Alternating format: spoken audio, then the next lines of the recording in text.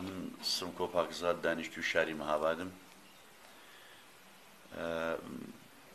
ئەوەی کە پێم خۆشە ئاماژەی پێ بکەم و ئاماژێکی کورد بێ بۆ ئەوەی کە گوێگرانی ئەو ڤیدیۆیە بیبینن، بیسەران و بینەرانی بیبینن لەسەر بەیتوباوی کوردی ئەدەبی زارەکی گەلی کوردە کە شتی وا سەیر و سەمەرەم تێدا دیوەدا ئەدەبیاتی هیچ گەلانی دنیادا نەمدیوە. یعنی ئەو شتانێک کە باسی دەکەنەوە سوورە ئالیسمەوە ئەوە نازانم فلانەوە ئەوە فلانە دە ئەدەبیاتی زارەکی ئێمەدا هەیە. بۆ وێنە بەیتی شێغمەندمان هەیە، شێغمەند و شێغڕەش.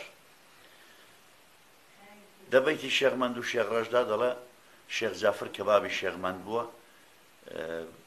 میوانی دێ، حەزرەتی خدری زیندە و خدرەلیاس و حەزرەتی خالید میوانی دەبێ. بە شێغمەندی دەڵێ ڕۆڵە بچۆ ئەو وڵاغانە بلەوە ڕێنە ئەو ئەسپانە تێر کە بەهار دەبێ. تەواوی دنیا دەکا دەگەڕێتەوە دەڵێت چ بوو ڕۆڵە تێرت کردن؟ دەڵێ نابابە. دەڵێ بۆ؟ دەڵێ بابە تەواوی جای سەر عەرزی کەشین بووە هەر یەکەی دەسحێبش دەزاریدا و زیکری خوددا دەکات. دێ منەوەم لە ئەدەبیاتی گەلانی دیکەدا نەدیوە، لە ئەفسانەکانیشدا نەمدیوە. جارێکی دیکەش دیسان بابی داوای لێ دەکات، دیسانە کچێ وڵاغان تێرکا، دیسان دەگەڕێتەوە هەر ئەوەی دەڵێ. بابی دەڵێ ڕۆڵە تۆ دانیشە من دەڕۆم، دەڵێ نا بابە من دەڕۆم. دێتەوە کەن دایکی دەگەڵ دایکی بۆ گومەگوەیەک دەکات دەڵێ من دەڕۆم. دایکی دەڵێ نابێ بڕۆی و خۆلاسە تۆزێک دمەقاڵێن لە پەیدا دەبێت. دەڵێ دایە من لە دەرگای خودای ڕاستی لە تۆ بابم دەڵێم. ئەو زمانی کە ئەتۆ کچێک بوویدنێ و کچاندا و بابم کوڕێک بوودنێ و کوڕاندا لەبی تەری نێوکانی سێوەکەی دایی دایکی پێی سەیر دەبێت. دەڵێ تۆ سوزانی ڕۆڵە. دەڵێ 7 ساڵان ڕەحم لەسەرم گۆ بووە تا من هاتوومە عەرزی. دوایە کە دەڕۆتە خوارێ شێخ ڕەشی ئامۆزای لەگەڵ شێخ هادی خەریکی توتنداشتنێ خەریکی پەمۆداشتنێ دەبن.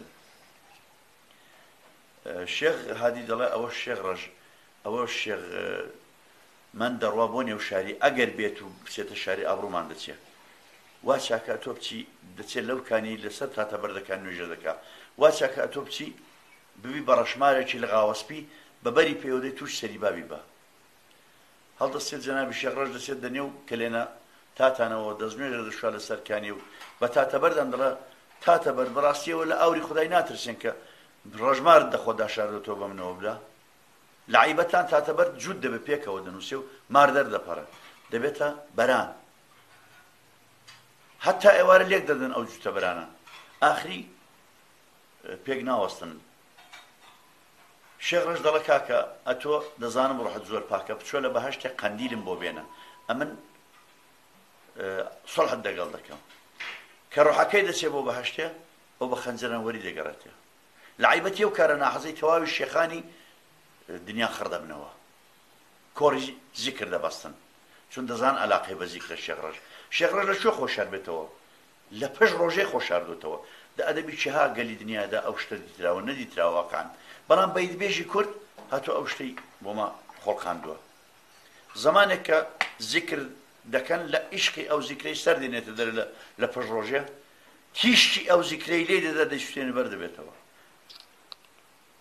جا ئەو شتە بەڕاستی بەلای منەوە زۆر جالبە. ئەڵبەتە هەموو بەیتەکانی کوردی نکاتی زۆر عەجایب ورد و جوانیان تێدایە کە من لە ئەدەبی هیچ گەلانی دنیادا نەمدی.